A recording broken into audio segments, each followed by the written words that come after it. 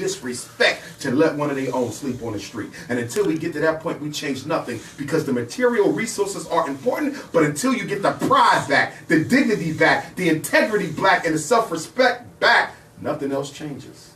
I want to bring up a topic real quick, because I always bring it up every now and then, and it's about what MLK thought about when he, right before he talked to Harry Belafonte, he talked about he's afraid he's leading his people to a burning building. Like, it just seemed like Malcolm X had the other idea of separation.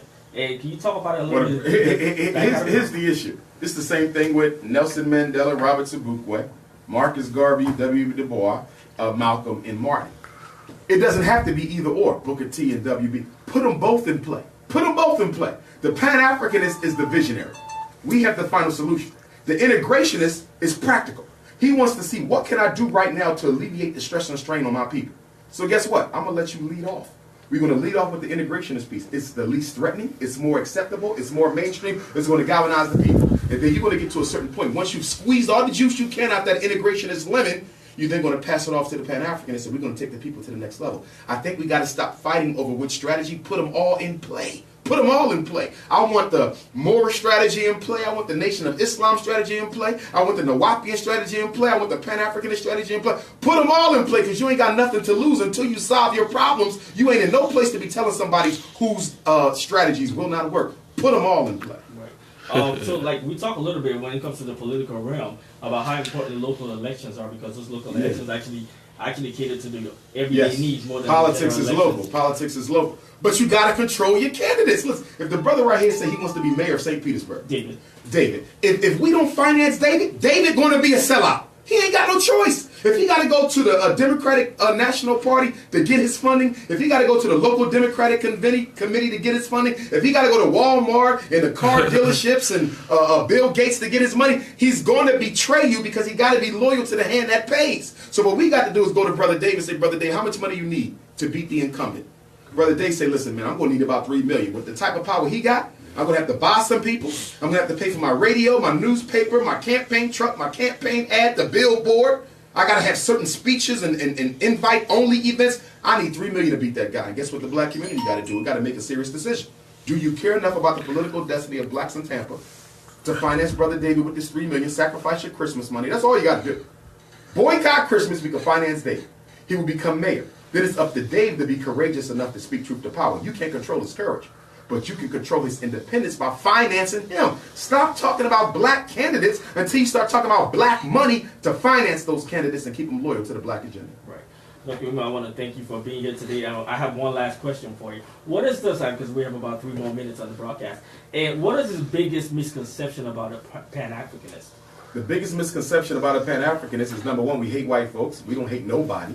Number two, we want everybody to go back to Africa. No Pan-Africanist ever advocated wholesale repatriation to Africa. We only want to take back people to Africa who are in their African frame of mind, people who are industrious enough to want to contribute something to the uplift of the mother continent. As Mr. Garvey said, quote, some of you are no good in America and will likewise be no good in Africa. We only want those who can be useful to the global struggle to go back. Everybody else can stay here with their white women and their basketballs and their video games and their weed. Right.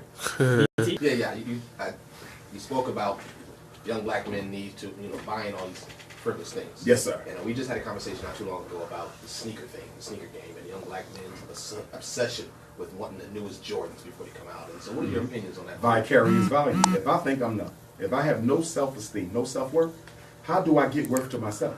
By purchasing things psychologically. This is a vicarious wealth transition that's going on. So while these Air Jordans make me feel like somebody, that's why I gotta have the most expensive sneak. This is why I gotta have the most expensive pocketbook. This is why I gotta have the most expensive home.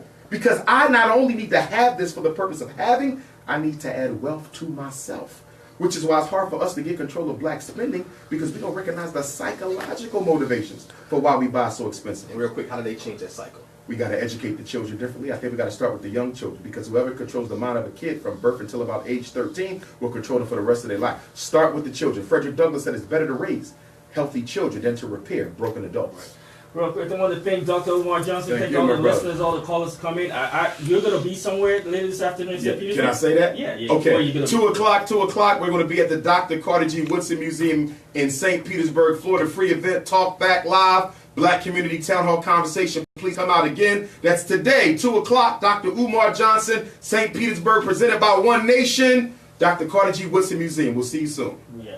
And I want to thank everybody for actually tuning in today. This is WMNF 88.5 FM. I know we discussed a lot of things out here, and this is a forum every Sunday that we disagree. Sometimes we agree, and sometimes we just choose to disagree. I want to once again thank Dr. Umar Johnson for being here. Anytime. I mean, I hope we can bring you back. Brother Darius, we have you on the map. You still got to get out Tampa because I ain't do Tampa. You know what I mean? DT knows everywhere in Tampa. I want to thank Mobility in here for filling in. David, thank you very much for being here today. We love being here. WMNF 88.5 FM, your community conscious radio station. We're here every Sunday from 10 a.m. to 12 p.m. I'm your host, Nola. I'll be back better than ever next Sunday. WMNF Tampa. All right.